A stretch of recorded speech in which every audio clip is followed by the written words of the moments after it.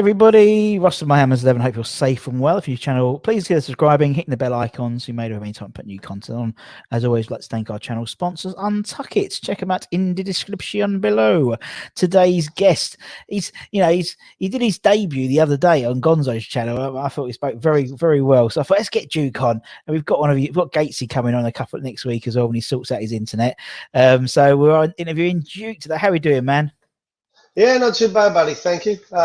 Just taking each day as it comes with the way things are at the minute. It's not like there's anything else to do. So your videos and the rest of the Hammers fans and the chats and stuff managed to keep me going. Yeah, I think that's the same. I think everyone else is staying a bit the same because of that as well.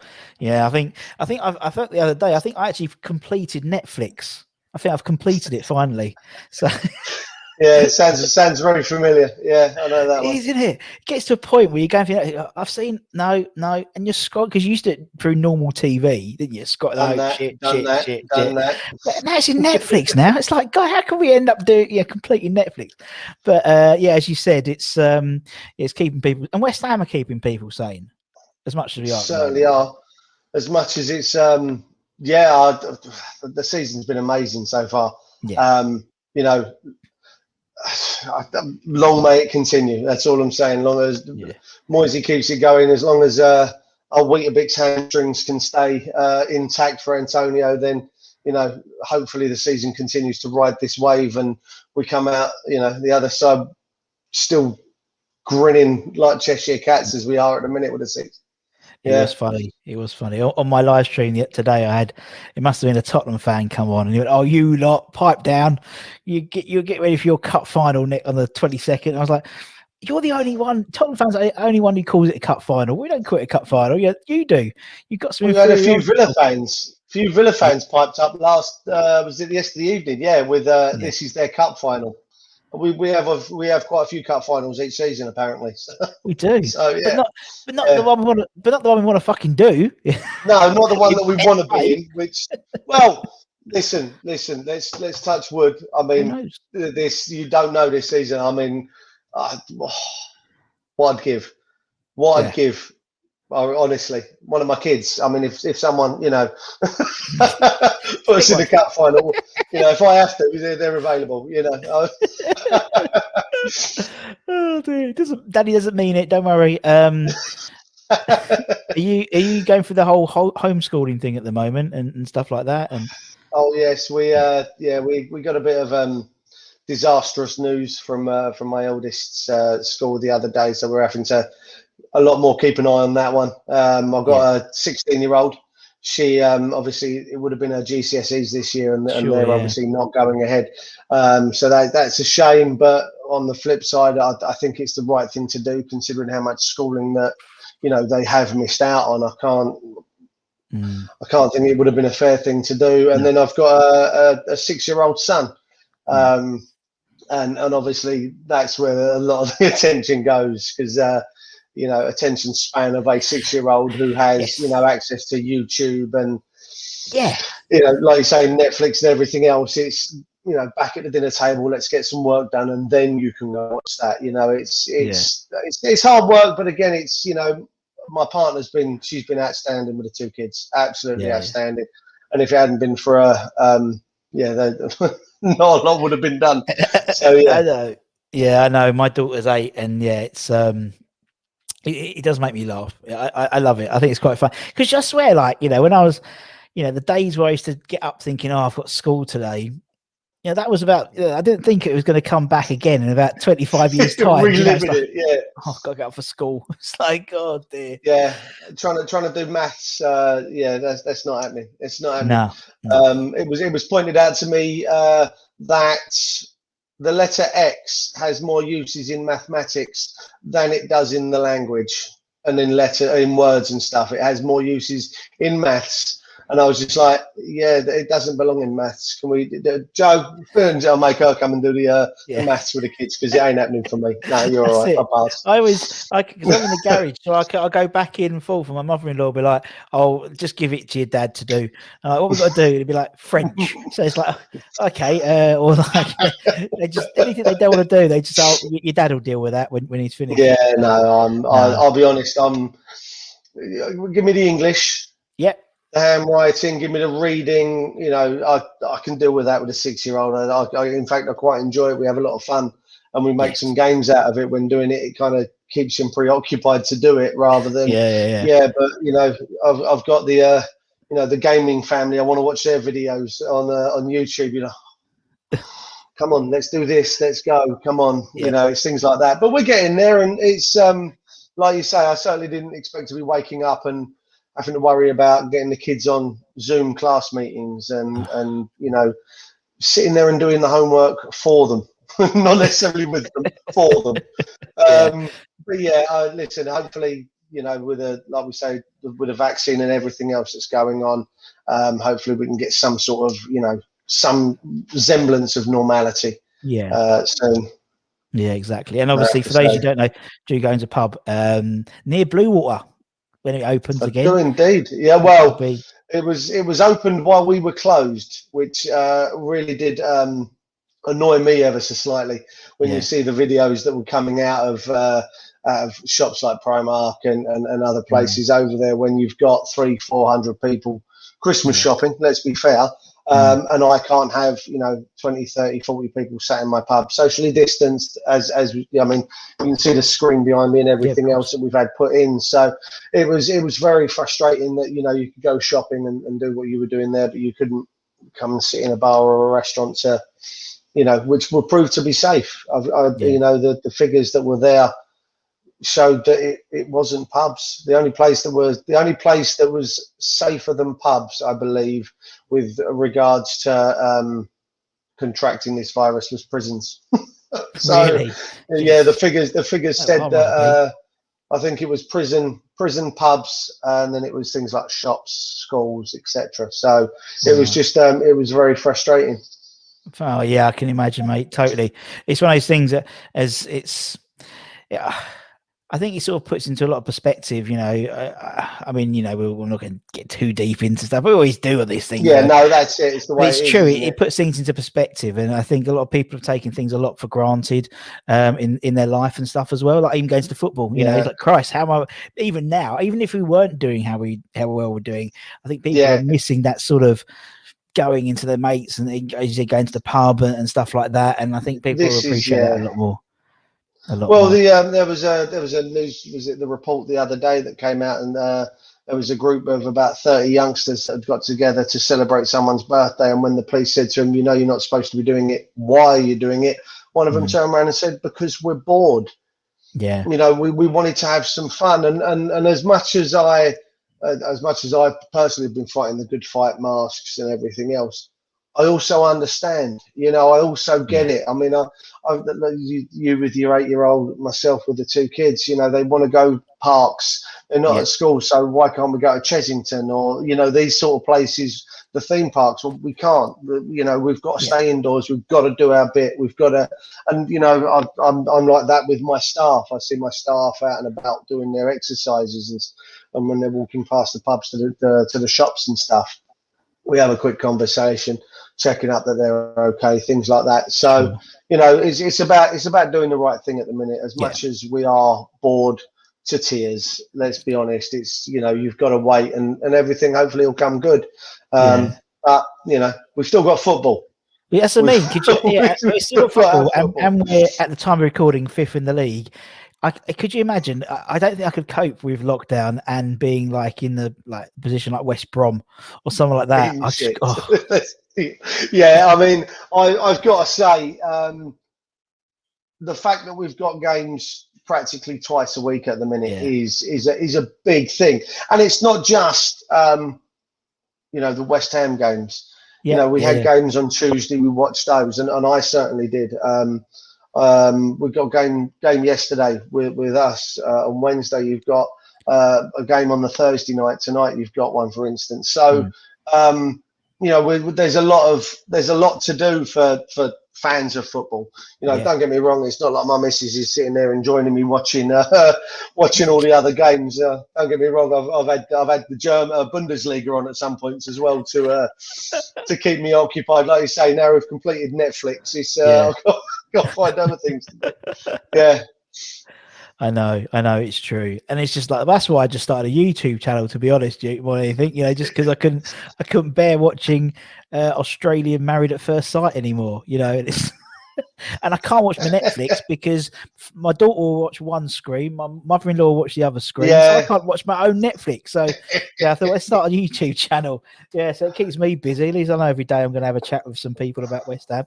But as you said, West Ham are doing. Yeah, exactly. Well, I think I'll wait for the baseball season. I'll wait for the baseball season to start. I'll do a Red Sox one. It means I'm not taking any attention off of you guys with the West Ham channels. Oh, you do a good enough job. Yeah, because obviously, because they were, because obviously we was going to have it at the London Stadium, weren't we, in June? There was a couple of series, weren't there? It's going to be, baseball season. I went to the first ones. At the London Stadium. I'm a big Red Sox fan. Big Boston Red Sox fan. I've travelled to America to watch them. The year before, actually, the one at London Stadium, and I got tickets to both days for the London Stadium games. And if I'm honest, it's a better baseball stadium than it is a football stadium. It really is. It was set up better. It was an amazing. Was it something like 100 tons of dirt or something they brought into the stadium to make the mounds? But to be fair, the layout of the stadium itself absolutely blew me away when we walked in. And we obviously went out onto the seats area to find ours, and I was absolutely blown away. You wouldn't have believed that a few weeks beforehand that there was a football pitch on that, underneath all of that. It looked outstanding. But it wasn't a great weekend for me, considering that the Red Sox had lost both games to their hated rivals. It's like Boston Red Sox, New York Yankees is literally. I must admit, I spent a lot of time my previous job in America, particularly on the East Coast. So I'd always go and end up probably 9 times out of 10 either, because it was always in either New Jersey or Manhattan. So it was always either going to go and see the Yankees or the Mets.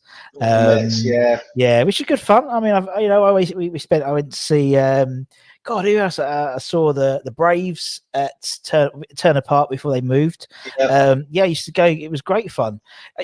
Baseball really I find it fascinating, people watching baseball, because it's like, it seems everyone sits there and it's like you have the national anthem, the first pitch, and after the first innings, everyone fucks off, and it's like, and then they go and have a bit, and it's like, what? There's a game. There's something happening. You turn around, But the thing is,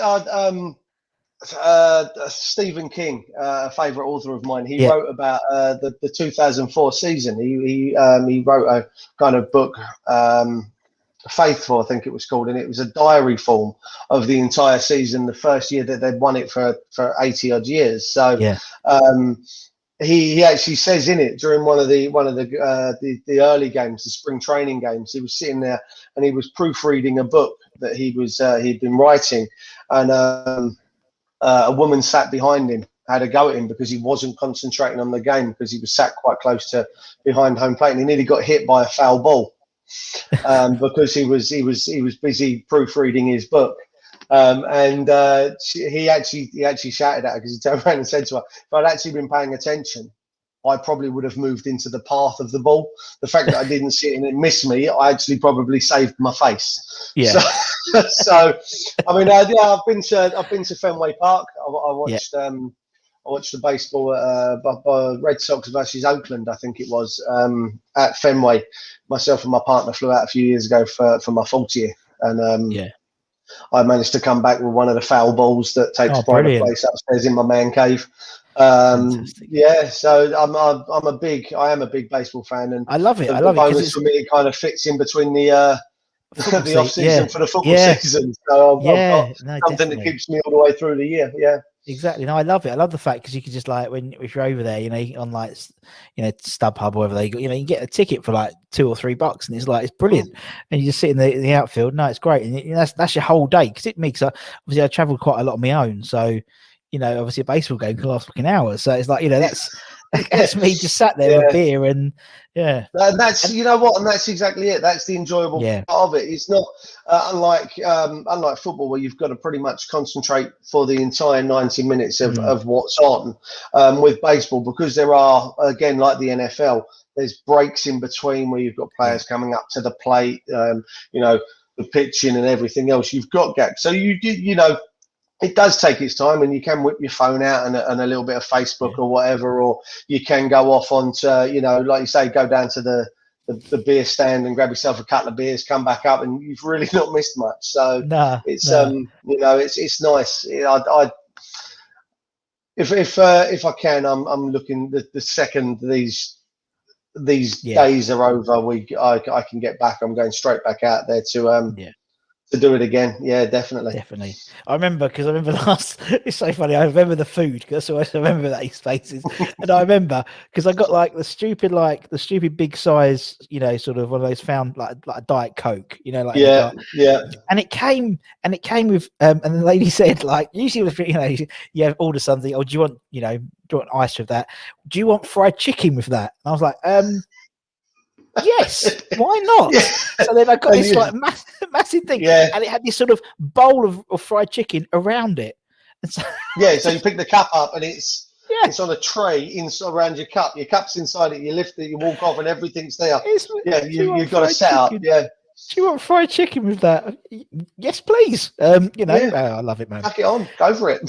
Exactly. Why not? You're in America, and it's don't happen over here. Right. Anyway, without a doubt. Let's talk about West Ham. So, obviously, the first question I ask 16 minutes into the interview is, why West Ham, Duke? Why is it your team, man? Well, it is an interesting story. So, my dad, he was born in West Germany in the early 60s. Early 50s, sorry. He came over here when he was 9, early 60s, joined a local school. And obviously the kids, what football team do you support? And obviously my dad being from Bielefeld in Germany, I'm a Bielefeld supporter, that's the football team, that's my local. No, you got to have English team. So I think my dad said he went home that night, he had a look in the newspaper, and he found the first division as it was then, and it was West Ham and West Brom. Obviously he was from West Germany, so and he had a look, and West Ham were a closer team to where he was living, just down the road from where I am actually. So he became a West Ham fan, and obviously family ties and everything else I've continued. I was 18 months old the year of the FA Cup final in 1980. And I still have upstairs in my man cave my 1980 FA Cup final scarf that my dad got me when I was that age. So it's that's why I support West Ham is my dad. The reason my dad supports West Ham is because obviously from West Germany, and the kids badgered him to find a football team when he came over. That's amazing. The thing is, it's funny because a lot of people, obviously we've interviewed like hundreds of people now, and there's so many of those sort of sliding doors moments, I call them, and like that. He's actually opened up the paper, and West Brom, West Ham. Well, West Ham's a bit closer. I'll pick them. And then that's it. His lifetime, and then your lifetime, and your kids and your son's lifetime. And there's always going to be, just for that one moment, he could have opened the paper and thought, "Oh, I'm going to pick Arsenal." That's it. Yeah, I love it. Yeah, I mean, I've obviously. Both of my children were lucky enough to go to Upton Park at the bowling when we had that. My brother, he's 14 years younger than me. He came home from school once, and he suddenly announced he was a Manchester United fan. No. I think my sister bought him a Manchester United shirt. I think he had it 4 days before it disappeared. I'm not admitting to anything now that he doesn't. It was around bin day. Burn it. No, I burned it. I did admit to him. A number of years later. So I'm not putting myself in anything here by telling you. But yeah, I did burn that shirt. Replaced it with the West Ham one, and the poor sod suffered ever since, really. Yeah. So it's like, I remember someone we spoke to was like, oh yeah, he was. I think it was like literally Arsenal West. It was the FA Cup. A lot of people have made that decision around the FA Cups. It seems where I think it was we interviewed Paul McGinley, the golfer, and he was saying that It was the 75 FA Cup final, and he went. They're in Ireland, and they're all in one of his where he lived in Ireland, some village, and Mrs. O'Branigan had. I think that's actually her name. Actually, she had the only colour TV in the village, so they all went to watch it. And obviously, it was the first game he'd seen in colour, and then both teams come out, and obviously Fulham were in black and white. Yeah, and he's seen black and white, and then West Ham turn up in his claret and blue. He goes, "I'm going to support that team." And vibrant, yeah. But it's amazing, and it's like, it's. But no, I love it, man. It's all these stories. It doesn't matter how anyone gets to them. It's like we've interviewed a lot of the American guys, and there was one guy who was one of the Chicago Hammers, a guy called Justin, and I said, "Why did you pick West Ham?" He said, "Oh, well, basically, I wanted an English." Basically football team, and I wanted to pick someone because he was a Cubs fan, and he says I wanted to find. This was before they'd won the World Series. He said, I wanted to find someone who hadn't won anything for a long time. So I picked West Ham. It's a serendipitous moment with things like that you do. I've got family that live in America, in Rhode Island, in Massachusetts, and when we've been out there to see them. And I walk around in my West Ham jersey, my baseball jerseys, everything else. And I get people have shouted at me in America from across the road out of cars, Irons, as they're driving up and down and things. I'm like, oh, okay, I'm in a small town in America.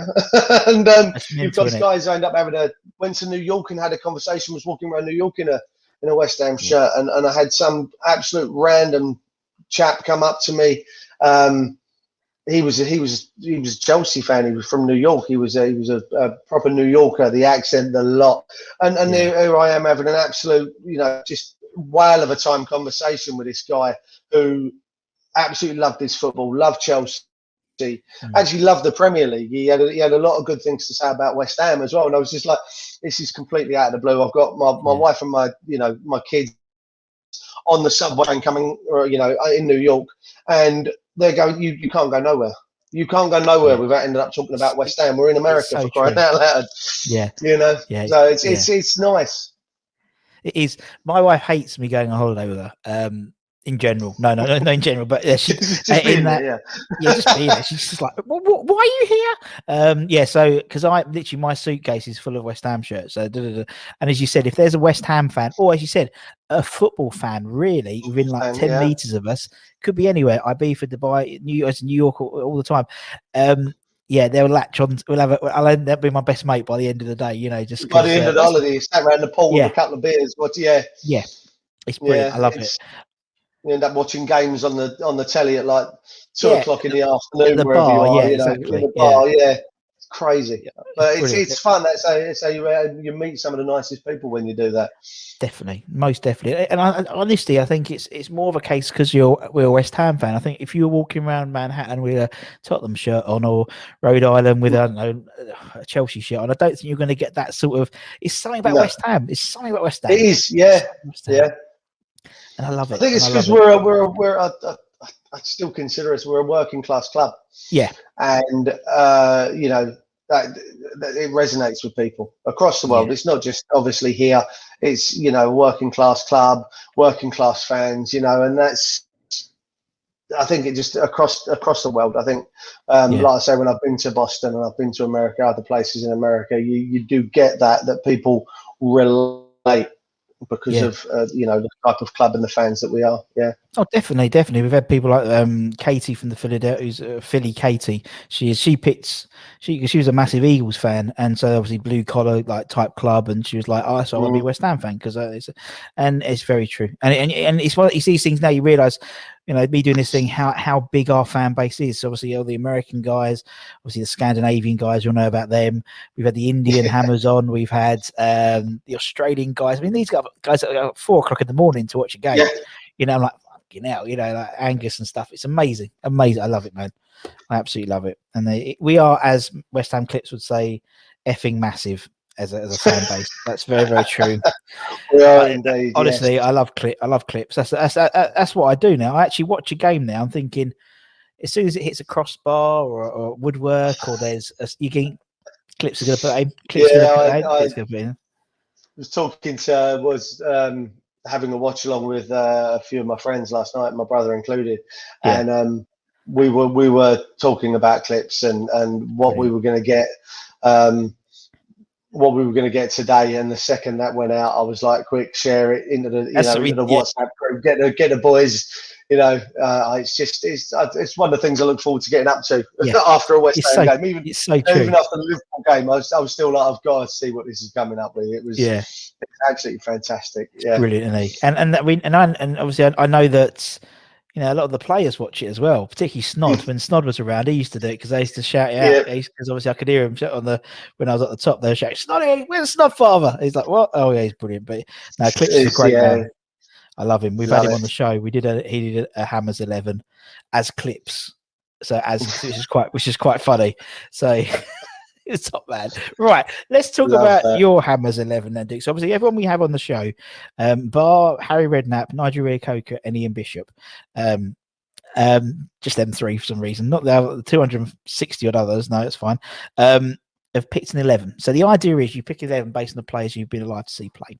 You can pick whoever you want, man. It's your 11. So you can be the shittest, the best, the worst, the crappiest, whatever.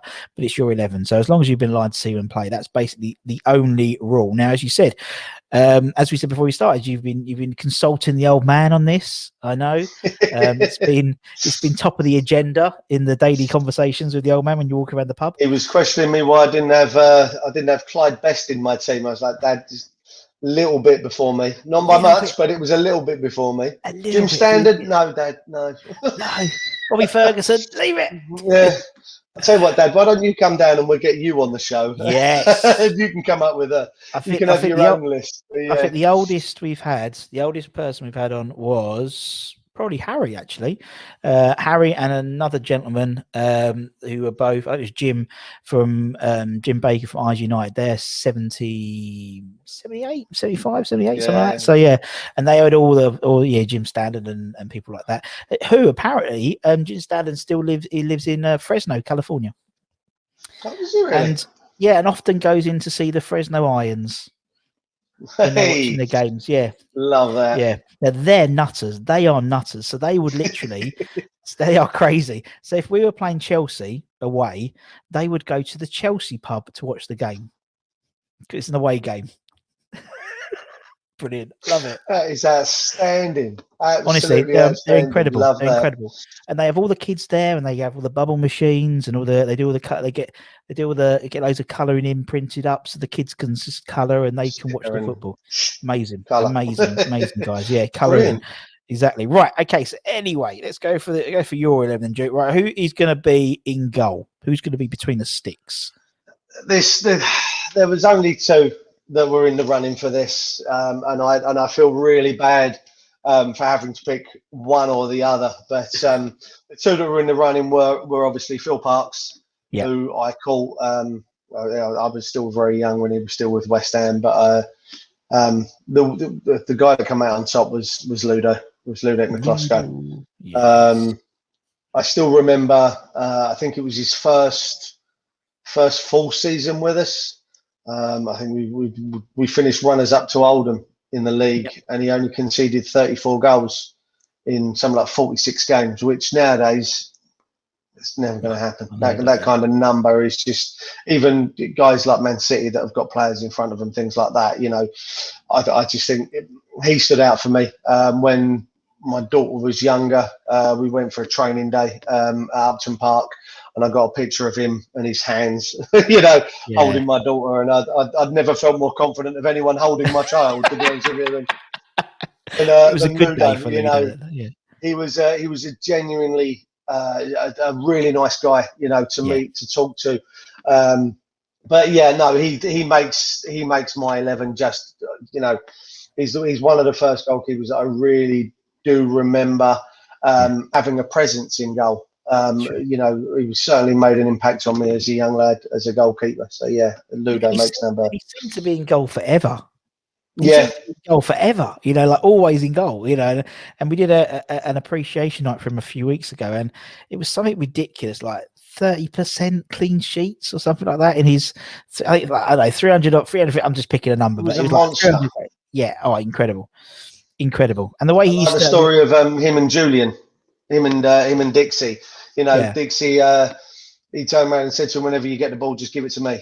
And because Ludo didn't speak much English when he came over, that's literally what he did, which is why most of our attacks that first season all stemmed from the left-hand side because Dixie went, "I'll have the ball," and you know that's I love all them stories. You know, I watched your Julian Dix one for this, and he says about when he was in the bar when he first came over, and he tells the guy, "F off."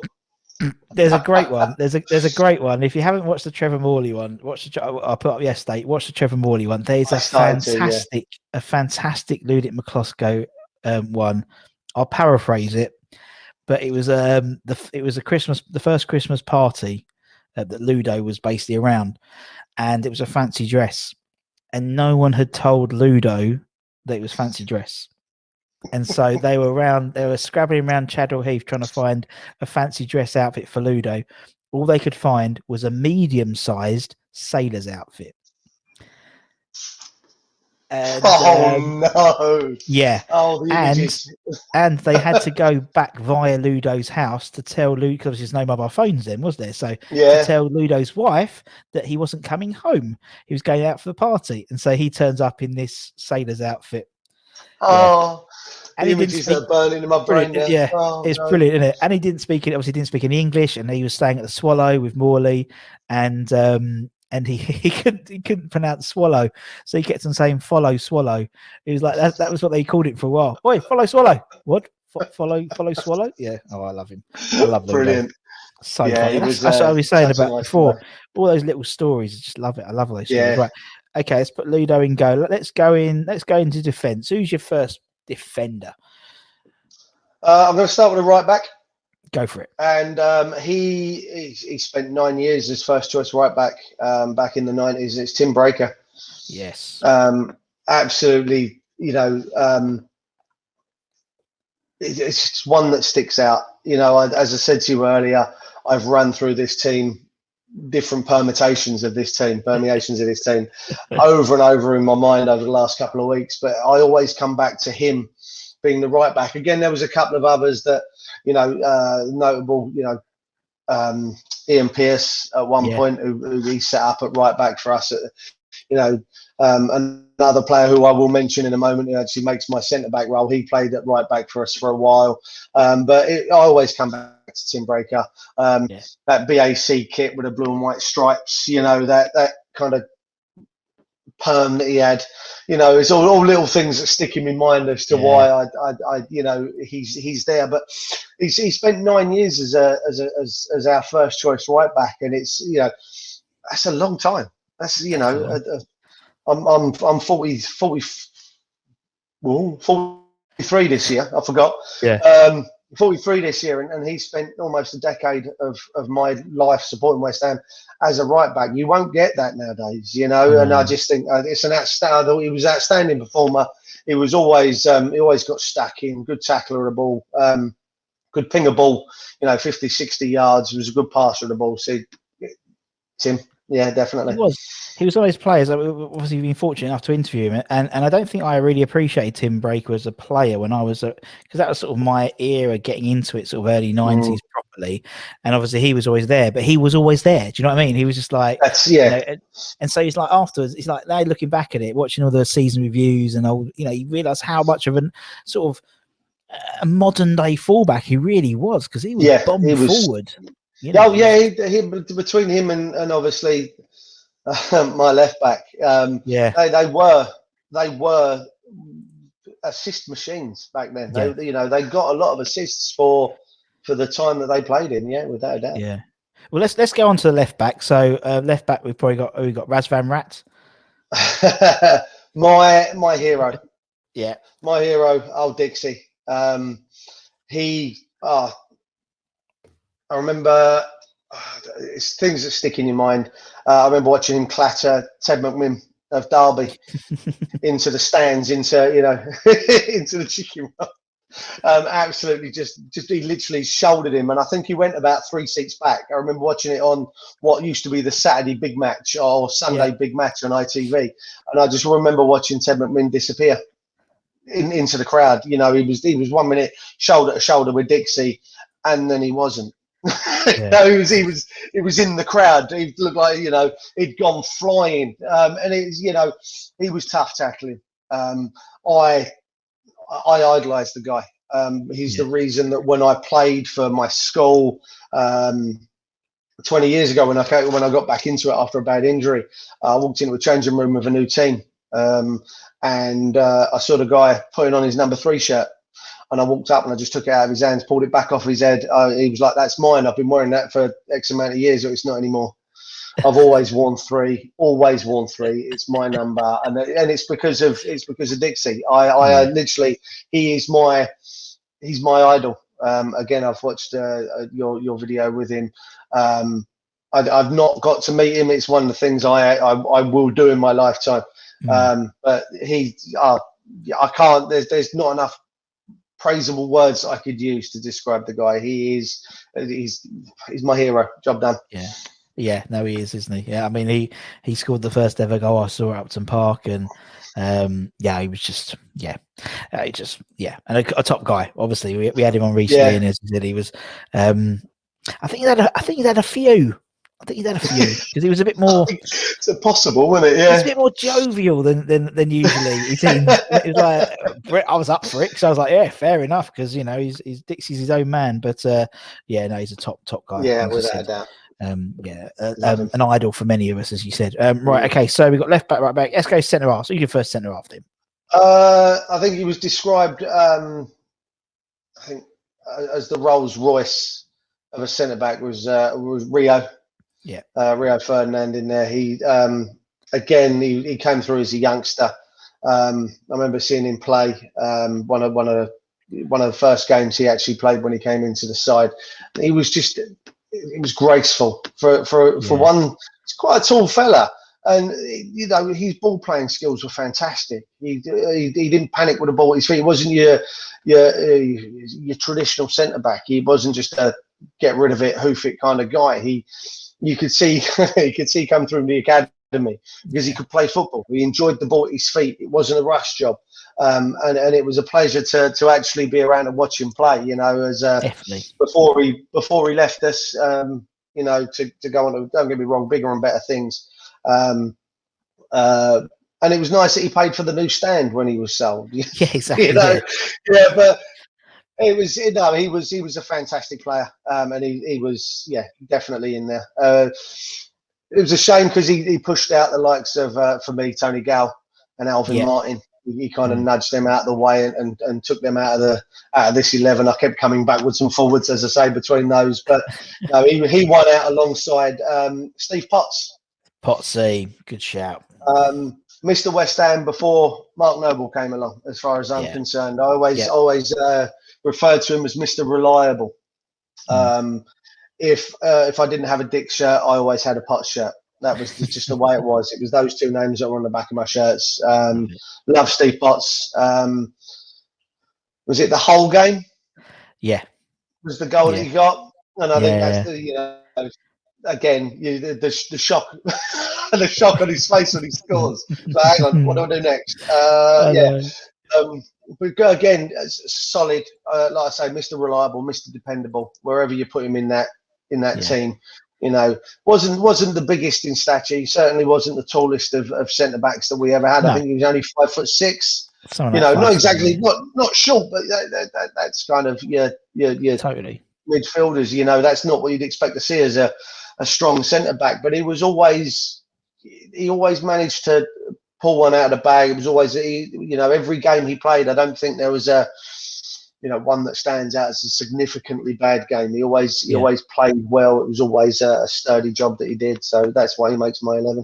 And as you said, I mean, I think he's another person we've had an appreciation night of. And as you said, if he was 6 inches, 4 inches, 5 inches taller, he'd be an England first team regular. He was an absolutely fantastic guy. And we had some of his old schoolmates on, and it was a bit like almost like this is your life. It was always. So we found some pictures of his when he played in at school at Dagenham, and yeah,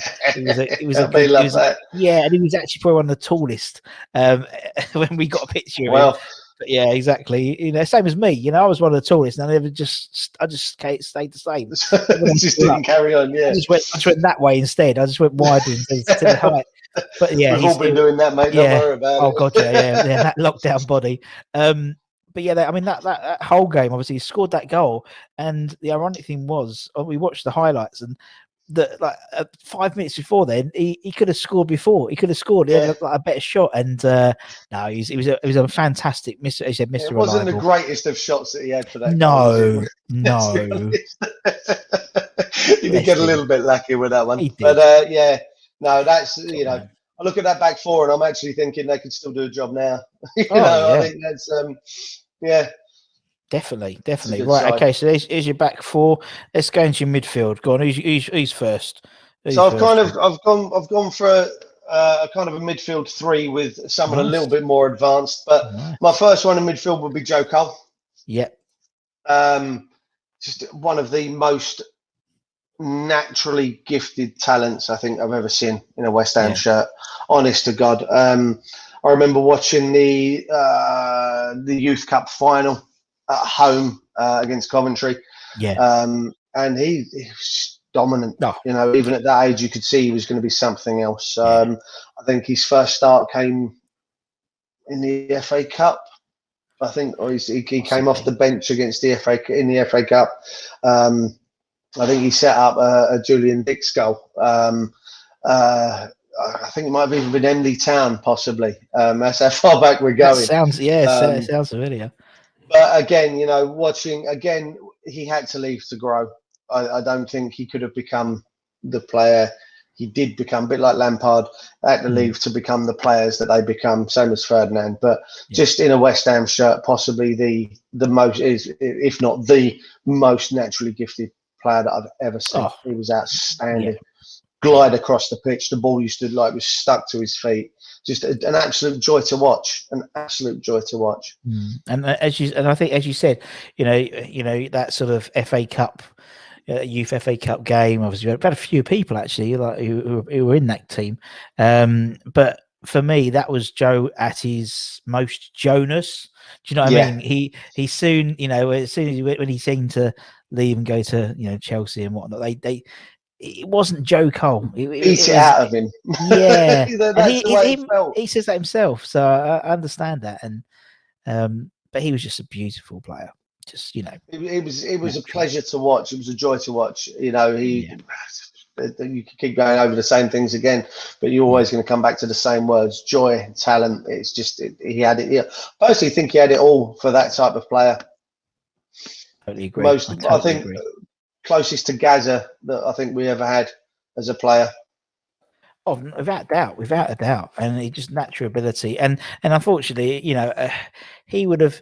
You don't get that sort of free role player in football anymore now. Everyone's got a position, and that was Joe's best position. I think he played his best football. In terms of truest to himself, when Harry was there and just said, "Go and just play," and you can't shackle a player like that. But anyway, put Joe in. Who is next, Duke? He's midfield partner in the Youth Cup final. For me, possibly the most underrated Premier League English midfielder of his generation, Michael Carrick. If it wasn't for the other midfielders that were around at the time, he would have got a lot more recognition. People talk about the passing ability of Scholes. For me, I put Carrick up there with him. I think his contribution not just to West Ham but Spurs and Manchester United.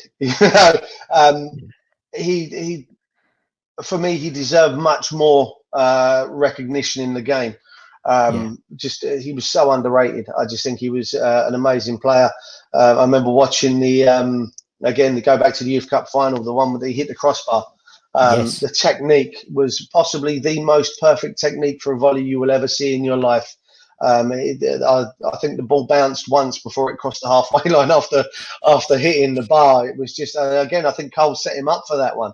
I think Cole pulled that back, and it was just the technique was perfect. Everything Carrick did was graceful. He made it look so easy, so easy. Yeah. And he's one of those players. Everywhere he's gone, and everywhere he's left have never replaced him. So it was like us and them, and United, and never replaced him. He's one of those players who, like, you go, something's just not right here, and you don't think straight away, oh, it's Michael Carrick. But he was just like the guy there. He was just the glue, and fair play to him. When we went down and he stayed that season, he could have easily effed off, and he obviously. I think that's the one thing that sticks in my mind. Yeah, the fact that he stayed. He did. I think it came out years later that he did go into. He went in to see the managers and the board and everyone else, and he said, "Look, I've got to look after me. I'll give you a year in the Championship. If we go back up, great, I'll stay. But if we don't, I've got to think of me, my career, England, etc., etc." And he did. He gave us that year, true to his word. Unlike some others that I don't really want to mention, getting sent off in was it 3 of the first 5 or 6 games that he started that season? Was it Defoe? He got sent off. Yes. He didn't want to be there, whereas Carrick went, listen, I'll give you the year, and and for that, that's respect right there, So he makes that team. He's an outstanding player. Right, we'll put Mickey Carrick in, and Joey. Who is next in that 3 then? I think this guy probably. I've not seen his name mentioned too many times. Stuart Slater. Oh, Slates. Big fan of Slates. FA Cup.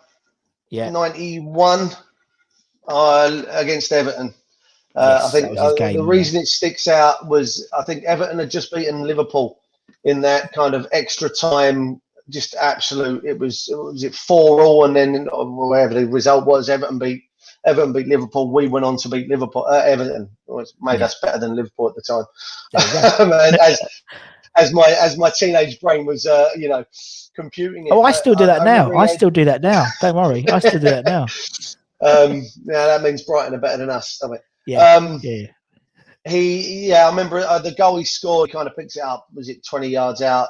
Took a couple of touches, edge of the box, and beat South at his near post. But I know he had a one a bit later than that. He kind of picked the ball up at the halfway line, dribbled it. Took on a couple of players, let go a shot from about 20 yards, and Southall got down well to save it. And I just, again, it's those little things that stick out for me. Every time I've kind of gone away and I think, maybe Liam Brady sneaks into the team, always come back to Stuart Slater. Kevin Keane was another one that could have made it in there. These guys, Mark Ward, but it always come back to Stuart Slater just for that that performance against Everton. He was just a good, solid player, a really good winger. Old school winger. Yeah. Yes, old school winger. I mean, there was the other goal. I saw it a while ago. It'd been redone. I think it was with Ludo. I can't remember. I think it might be in Sunderland or someone like that. And it was a Ludo, one of his, one of his sort of assists, so to speak, up to Dolan, who I think he chested it down to Slates and he just hit it on the volley, and the ball never touched the ground. Yes. And incredible. And obviously we've had Slates on as well. And what I never realised I saw that one. When I think he said about when he was 14 and he had Tonka going to every one of his youth games because they knew that he was on the book, so to speak, and he was on their thoughts. Fucking hell, so what you wouldn't see that nowadays. No, you don't, you wouldn't see him. You wouldn't see Manuel Lanzini down at Ackley Marshes, would you, on a Saturday afternoon? Picking up a game. Yeah, exactly. Yeah. But no, I think, again, very much like Carrick in general, but for me, Stuart Slater is one of our unsung heroes. Yeah. I think he was, a little bit underappreciated at the time. But obviously, as we get older, we kind of look back and we do appreciate those players. Again, very much like a Kevin Keane. I used to love watching Kevin Keane. Skippy, Stan Lazaridis. Used to love watching him play those kind of tricky wingers. Absolutely loved watching him play. And for me, that's why Slates makes my team. Yeah, definitely. We had loads of them, didn't we? As you said, we had like Skippy, Yeah. little Matty Holmes, Matty Rush. Oh, Oh, I Matty loved Ho, Rush. I remember they did a Sunday thing they did with Matty Rush where they were doing, was it 60-yard sprints, and he got to the final. I think he won it. He was the Oh yeah, fastest they player used to over do that, 60 didn't they? meters. The Youth Cup, Was it didn't like they? Saint and Greavesy or something that they used to Yeah, they put it should. on, and they, Yeah, yeah, you did because they have also two used. players every week. And do you remember? Was it like the cup final? I think it was the League Cup finals they used to do. They used to have like not an assault course, but it was like a competition who had like the longest throw, and there'd be like Yeah, players from all over the country doing the longest throw, and oh, fun yeah, there days. was, yeah. Oh yeah, it was just yeah. That's what I remember. Matty Rush. That's the one thing that sticks out in my mind is he won So that. good. He won that race on TV for the fastest over 60 yards. But yeah, I mean, Oh, bless Mark him. Ward was another one that was a great Yeah, player that could have quite easily fit into this team. There's been a few. There's yeah, there have. definitely been a few in there. There have. Right, okay, we'll put slates in. So now you said there's going to be a player playing just slightly more advanced. Who's that going to be? Yes, PDC, old PDC. Paolo. Um, again, the guy was infectious. Yes, Watching yes, good him, word. everything about him was infectious. But he wasn't just. He was complete as a footballer. You know, don't get me wrong. I mentioned it in one of my chats with Gonzo. He never came back and defended. Yeah. You never saw him really come back to chase the ball down. Only if he lost it, and that was because he was annoyed with himself, a bit pissed off. I'm going to go get the ball back. But you never saw him do a great deal of defending. But you didn't want him to, because the second we got the ball, that era was give him the ball, and again, very much like Joe Cole, go do your thing, Yeah. just go do you, go on. And I remember watching. I was working for an agency once, and I did the turnstiles at Upton Park, and I think we were playing Newcastle. Yeah. And I watched him break through, little bobble as he hit it on the volley, bottom bins.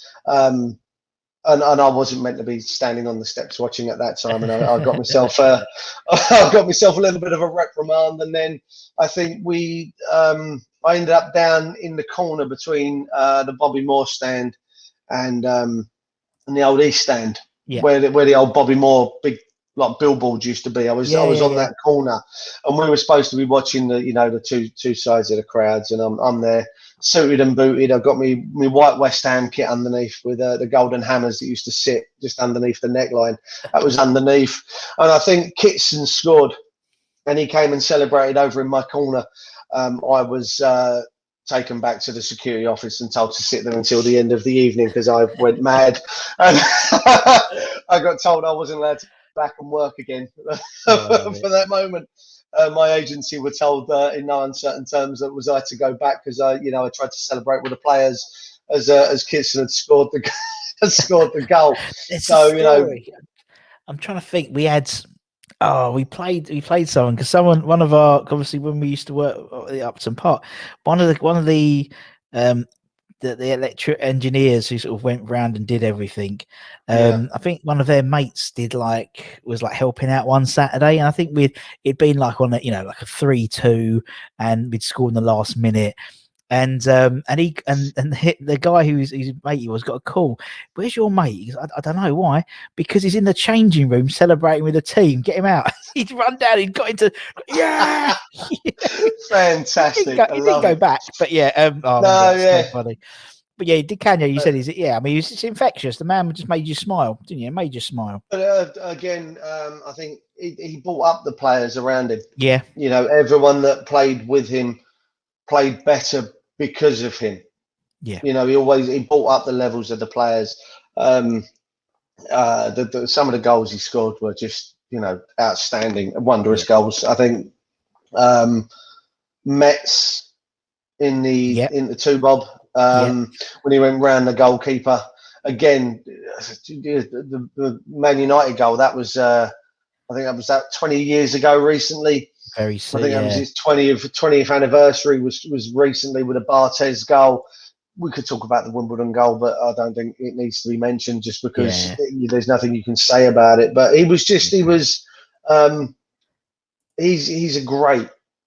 a West Ham great, without you could, realms of legendary kind of players. He's certainly in. I don't think there's anyone kind of that saw him play.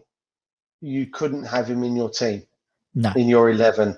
No. I think he has to be there. And I had to shoehorn him in into a place. He's not necessarily a midfielder, but I couldn't leave out the guys up front. So, but I think that's the best way. That's the best way to play Paolo. Just put him there. Just go and do it. Whatever. Just go and do it. All right, let's put PDC in. Right, okay, up front. First one then. Who we got? Tony Cottee. TC. Again, conversations with my dad. In fact, I mentioned it earlier. Same sort of style as a Michael Owen. Diminutive figure, very low center of gravity. But he knew where the goal was.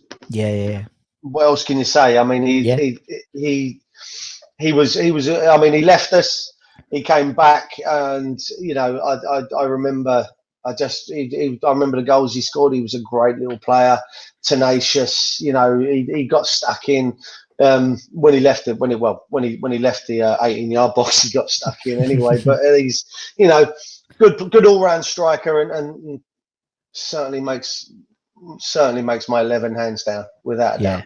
Yeah, as you said, it's just and again, you don't get that type of player anymore now, do you? In the English in the English game, but you don't. It's like it's all, you don't get those sort of fox in the box strikers. They're all forwards, and they drop off. And join, where he was just, literally, striker, not a goal hanger, but no, he's out there. Go do. The thing is, I can't say too much more about him without including my other striker. Yeah. Okay, well, let's include the other striker. Let's include Jonathan Caleri and his strike partnership with Macca was just. I think was it Lyle that said it? I've got the best striking duo in the league. Yeah, but no one knows what they look like because football wasn't on telly. It would have been banned, or there'd been an issue with ITV. And he said, I've got the best goal scoring partnership in the league, and no one knows what they look like apart from West Ham fans because no one's seen them. That was the '86 season, wasn't it? When we, they were just. I mean, Macca was just amazing on and off the pitch. The stories you used to read about him. He was a different cup of tea when he came down. He came down from Scotland. He came in and he stood out like a sore thumb. Yeah, that haircut. But the partnership he formed with TC was just, again, a conversation we had earlier. They never wanted to outshine each other. No. It wasn't a case of, I want to score this, I ain't giving it to you, and trying to score a harder chance and a pull back across the box. They were always happy for the other one to take the goal or the plaudits or whatever. I think that's what made them such a great partnership, and you don't, again, something you don't see in the modern game is you don't see that kind of striking partnership that we got. From them, go back maybe Dwight York and Andy Cole at United would have been a kind of similar set of circumstances there. But for me, those two, a couple of, possibly the greatest, well, though they are the greatest pairing of strikers that I've seen in my time of watching West Ham. Yeah, definitely. And if we could have done and had a Paolo to stick behind those two, the '86 season would have finished completely different.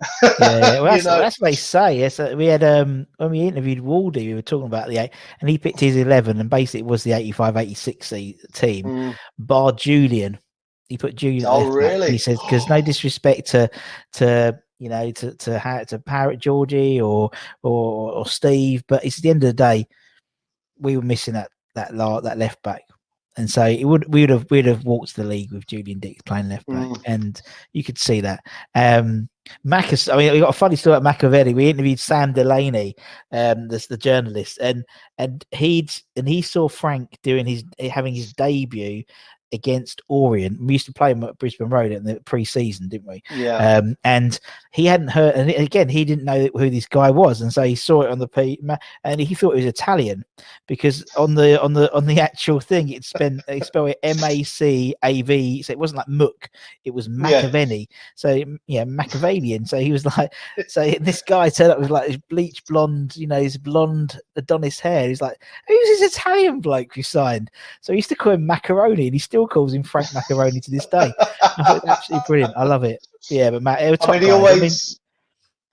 always talk about West Ham with such fondness as well. Both him and Cotti. Yeah. The greatest time of their careers and things. Watching your videos, I hear that a lot from the likes of John Moncur. Yeah, said the same thing. Yeah. He loved his time at West Ham, and Cotti and McAvenny even now still talk so highly of the club, of their time at the club. And it's always, it's always nice to hear. They went on. McAvenny played for Celtic. His boyhood club, everything else. Yet he still, whenever you see him on Twitter and things like that, he still talks so well about the club, and I love seeing that. That for me is. Shows how much love they do have for the club. Oh, definitely. I mean, obviously we had them both on, and we had them actually one after each other, like literally, it was like almost meant to be. And and honestly, they speak so highly of the club, and I had to cut a bit of Macca's one because when he started. It was just being Machiavelli. I didn't cut it, but I'd stopped recording, and then he went and sort of like laid it all on the line, his thoughts on the current team and stuff. But we weren't doing very well at the time, so I thought, I can imagine. But yeah, they're top guys, absolute top guys. And you said every. I mean, we've had 50. We've got the next one coming out on Saturday. I think we had 52, 53 ex-players or something. It was ridiculous, and every one of them, has said how much they love their time at West Ham. Some maybe a bit more than I think they would have. So like we had John Pantser on once, and John was like, "Oh, West Ham fans are amazing. They'd sing my name." Did we? Did you? And I can imagine like one bloke shouting, "All right, John," and that's it. Yeah. But I think as fans, if you put on the shirt and you do a job, we're going to love you. And there's always, and as a player, you will feel that from the fans because we'll let you know. I remember an interview with Samasi Abu. Yeah. And he couldn't work out why they were booing him every time he touched the ball. And someone had to explain to him that no, they're not booing you. It's an affectionate thing. They love you. And not so much when he missed the penalty against Arsenal. And I still don't forgive him for that. That was the cup, wasn't it? But as fans, if you put on the shirt and you give everything you've got and you try and you go, then we'll always respond to that. And I think players that I've picked there epitomise all of that. They gave everything that they could to the club. Yeah. Exactly, they have, and I think that's all we ask as players, isn't it? As fans, isn't it? And we would all, as I said, someone like not Samasi, but someone like John Pantser who played 15, 20 times for us, but as you said, you'd already trade your son for an FA Cup win. All of them would go for one game to put that shirt on and walk out, and so I think everyone's always like, you're certain. If you play for West Ham, then you're in certain regards in terms of your you're held in high esteem. Exactly. Then if you put the effort in, even more so, and then if you put the effort in and you're very good at football as well, you do, then you're Paolo Di Canio, basically, aren't you? Then you're held there, especially when you look at like the three youngsters that are in here, and there are many more that I could have added. Yeah, there are several players there that I couldn't include. Repka very nearly made the cut. Anton Ferdinand very nearly made the cut. Richard Garcia Sean Newton. There were several. Adam Newton, not sure. Adam Newton very nearly made the cut just because these, you know, I thought they were fantastic youngsters and they came out of the academy and they looked brilliant. But, you know, these guys, no, this is my 11. And for me, there's an FA Cup or 6 in there that they could win if they were still playing at their peak. That'd be, yeah, I'd take them. Definitely, yeah, exactly. It's been great. Thanks, Duke. I had a great time chatting to you. What's now, Gonzo didn't say it. What's the name of the pub? What's the name of the pub? Right. Go back? The pub is it's the Bull. The Bull. We are literally based 5 minutes walk from Blue Water Shopping Centre. We're on the main road.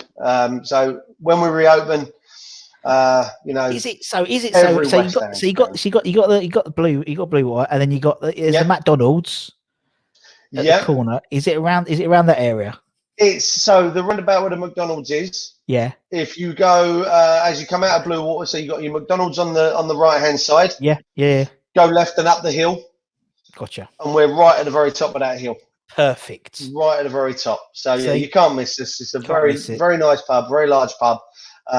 Cracking garden. The summer, I'm really looking forward to it when we can reopen. Yeah.